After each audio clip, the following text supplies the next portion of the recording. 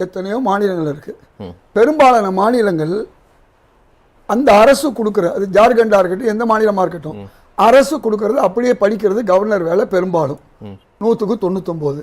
இங்கே அது எதிர்மாறா நடந்துச்சு. அதை எதிர்த்தார்கள். இன்னைக்கு திரும்பவும் நடக்க வச்சுட்டாங்க. நம்ம இப்ப பாராட்ட வேண்டிய ஒரு விஷயம் என்ன இருக்கு? ஆளுநர் வாயால தமிழ்நாட்டுக்கு இந்த நிதியெல்லாம் வர வைக்கணும்னு அவர் சொல்ல வச்சாச்சு. ஆளுநர் எந்த வரியையும் மாறாம படிச்சுட்டாரு. ஒரு வரி மாறாம படிக்க வச்சிருக்காங்கிறது பாராட்டே ஒளி, அது விமர்சனம் இல்லை. எனக்கு ஆளுநர் உரையை விட ஐயா ஹிதாயத்துல்லாவுடைய உரை தான் அதிர்ச்சியா இருக்குது. அதாவது கூட்டணி தர்மத்துல அவர் பேசுறாரு, புரிந்து கொள்ள முடிகிறது. அந்த கூட்டணி நேர்மை பாராட்டத்தக்கது. இந்த நேர்மையில ஒரு கால் விழுக்காடாவது தேர்தலுக்கு முன்பு திமுக கூட்டணி இருந்த போது இருந்துருந்துச்சுன்னா இன்னைக்கு தேர்தல் முடிவுகள் இப்படி வந்திருக்காது. நடந்தது என்ன மக்கள் பாக்குறாங்க. விஜய் வந்த உடனே இமிடியேட்டா சொல்லிட்டாரு. மக்கள் பார்க்கும்போது என்ன தெரியுது?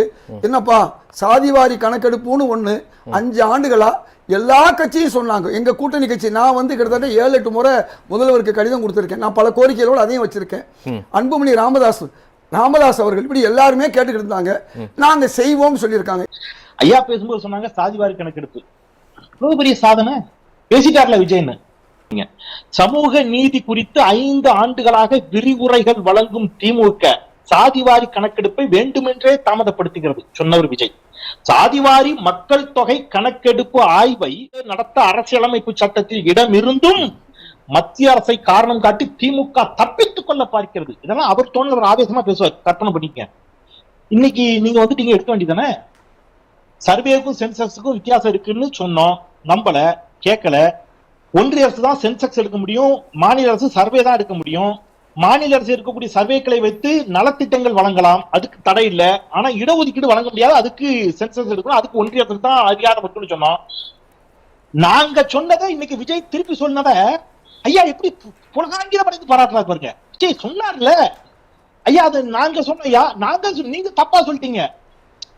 சூரியன் உதிக்கும் திசை கிழக்குன்னு நாங்க சொன்னா தப்பு. அதையே விஜய் சொன்னார்னா அதுதான் கரெக்ட் பேசுற மாதிரி பேசினா நான் என்ன பண்றது? கேரளாவில் கவர்னரா இருக்கக்கூடிய வாயாலேயே கேரளாவுடைய பெரியார் பிரச்சனையை நாங்க தீர்ப்போம், அதுக்கு நாங்க விட மாட்டோம். அவ்வளவு பெரிய ஆகச்சிறந்த விஷயமா நான் அரசு கொடுக்கக்கூடிய உரையை படிக்கிறாரு. இதே அர்லேக்கர் கேரள அரசு சதீஷன் தயாரிச்சு கொடுத்து முல்லை பெரியார்ல புதிய அணை கட்டணும்னு சொன்னா அதையும் தான் அவர் படிக்க போறாரு. ஒரு மிகச்சிறந்த ஒரு முன்னெடுப்பு இது. நான் யாருனாலையும் செய்ய முடியாத ஒரு விஷயங்கிற மாதிரி. ஆர்.என். ரவி ஆளுநர் தானே? ஆமா, அர்லேக்கரும் ஆளுநர் தானே? அந்த ஆளுநர் செய்யாத இவர் செய்ய வைக்கலாம்ல. இதுதானே சார் முக்கியம். சார் அந்த 4 வருஷமா அந்த ஆளுநர் செய்யாத ஒண்ண செய்ய வச்சுட்டோம்னா இன்னைக்கு பாராட்டி இருக்கணும். அதாவது திமுக உள்பட அத்தனை கட்சிகளும் பரவாயில்ல, எங்க காலத்தில் நடக்கிறது நடக்காது, சங்க காலத்திலே நடக்க முடியாதுன்னு சொன்னது உங்க காலத்தில் நடக்குதுன்னு சொல்லி பாராட்டி இருக்கணும் சார். இதுதான் முக்கியம். இப்ப ராகுல் காந்தி திறமையற்றவர் அப்படி எடுத்துக்கலாம். இப்ப ஐயா பேசின கருத்துல இருந்து நான் புரிஞ்சுக்கிறது, ஏன்னா ராகுல் காந்தியால எந்த இடத்திலும் அவருடைய வார்த்தைகளை, அவருடைய வாதத்தை மோடியை ஏற்றுக்கொள்ள செய்ய வைக்க முடியல. ஒரு உதாரணத்துக்கு இப்ப மணிப்பூர் குறித்து விவாதிக்கணும்னு ராகுல் காந்தி பேசினார்.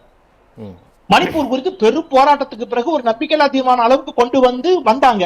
ஆனாலும் கடைசி வரைக்கும் மணிப்பூர்ங்கிற வார்த்தையை மோடி வாயிலிருந்து ராகுல் காந்தியால வர வைக்க முடியல. இனிமேல் அப்படி சொல்லணும். இதுவரைக்கும் நாங்கெல்லாம் எப்படி பேசணும்னா மோடியால் மணிப்பூர் என்ற ஒரு வார்த்தையை சொல்ல முடியவில்லைன்னு சொன்னோம். இப்ப ஐயா சொன்னதுல நான் எப்படி புரிஞ்சுக்கிட்டேன்னா ராகுல் காந்திக்கு இயலாமை, ராகுல் காந்திக்கு அது முடியல. மோடி வாயிலிருந்து மணிப்பூர் என்ற வார்த்தையை வர வைக்க முடியல. வெறுத்து போய் அவர் சபையை விட்டு வெளியேறிட்டார். அவர் வெளியே போனதுக்கு அப்புறம் அங்க ஒரு 2-3 எம்பி இருந்தாங்க. அவங்க இருக்கும்போது மோடி மணிப்பூரை கண்டித்து மணிப்பூர் விவகாரத்தை பத்தி பேசிட்டார். இப்ப வெற்றி யாருக்கு தெரியுமா? உள்ள இருந்த அந்த 2 எம்பிக்கு தான், வெளியில போன ராகுல் காந்திக்கு இல்ல. இப்படியா பேசுறது? எனக்கு புரியல. ஆளுநர் தன்னுடைய அதிகாரத்தை துஷ்பிரயோகம் செய்தார். அதை கண்டித்து நீங்க அதுல இருக்கிறத வாசிக்கல. எதை வாசிக்கல? ஐயா போற்றி புகழக்கூடிய பெருந்தலைவர் காமராஜர் பெயர் அதுல இருந்துச்சு, அதை வாசிக்க மறுத்தார் ஆளுநர். நீங்க ஒவ்வொருத்தரும் பெரிதும் வணங்கக்கூடிய, இதயத்தில் வைத்து பூஜிக்கக்கூடிய ஐயா பெருந்தலைவர் காமராஜருடைய பெயரை வாசிக்க மறுத்தார். பாபா சாஹேப் அம்பேத்கர் பெயரை வாசிக்க மறுத்தார். அவர் இஷ்டத்துக்கு ஒண்ணு வாசிச்சாரு. நீங்க வாசித்த எதுவும் அவை குறிப்பில் இருக்காது. அரசு எதை கொடுத்ததோ அது இருக்கும் என்று சொன்ன அரசு திறனற்ற அரசா ஐயா பார்வையில இப்ப ஒரே தமிழ் தாயை பாட வச்சுட்டாரு. ஆளுநரை இந்த ஆட்சியை புகழ வச்சுட்டாரு. ஆளுநர் வாயால ஒன்றிய அரசை கண்டிக்க வச்சுட்டாரு. என்னென்னலாம் நீங்க கொடுக்கலைங்கிறத அவர் வாயால பேச வச்சுட்டாரு. இதை விட என்ன சார் செய்யணும்? கொஞ்சம் நம்ம எவ்வளவுதான் விமர்சிக்கலாம், ஒரு காரியத்தை நடக்க வைக்கிறதுக்கும் நடக்க முடியாம போனதுக்குள்ள வித்தியாசம் இருக்கு இல்லையா? இல்லங்க ஆனா ஆளுநருடைய அதிகார துஷ்பிரயோகங்களை எல்லாம் நீங்கள் வந்து கடந்த காலத்துல நடந்ததை ஒப்பிட்டு அதை திமுகவால அதை செய்ய முடியாத திமுக என்ன பண்ணிருக்கணும் தெரியுமா? ஆளுநர் சொன்னதுக்கெல்லாம் தலையை ஆட்டி இருக்கணும். இல்ல தமிழ் தாய் வாழ்த்து தான் சார். ஒண்ணு சொல்றேன் சார், சட்டப்பேரவை வரலாற்றில் முதல் முறையாக ஆளுநரை வெளிநடப்பு செய்ய வைத்த வரலாறு திமுக மட்டும் தான் உண்டு. ஆளுநர் வெளிநடப்பு செஞ்சார், அது திறன் இல்லையா? நீங்க என்ன பேசுறீங்க? திணிச்சாரு, இவர் திணிக்கல, திணிக்காம பார்த்துக்கிட்டாங்க, இப்படி சொல்லலாமா? அவர் திணிச்சாரு, எதிர்த்தாங்க, இவங்க திணிக்காம பார்த்துக்கிட்டாங்க. அது மட்டுமல்ல, ஒன்றிய அரசை எதிர்க்கும் நிலையை இவர் வாயாலே சொல்ல வச்சுட்டாங்க. என்ன விஷயம், இந்த நிதியெல்லாம் நீங்க கொடுக்கல, நாங்க கேட்போம்ங்கிற அளவுக்கு பண்ணியிருக்காரு சார். இதுதான் சார் புரட்சி. புரட்சிங்கிறது என்ன? நடக்காத ஒண்ணு செய்யறதுக்கு பேர் தான் சார் புரட்சி. புரட்சி எது? 39 நிமிஷம் புஸ்தகத்தை பார்த்து படிச்சது புரட்சி. அப்ப புரட்சிக்கு என்ன அர்த்தம்? சாரி, எனக்கு தெரியாது.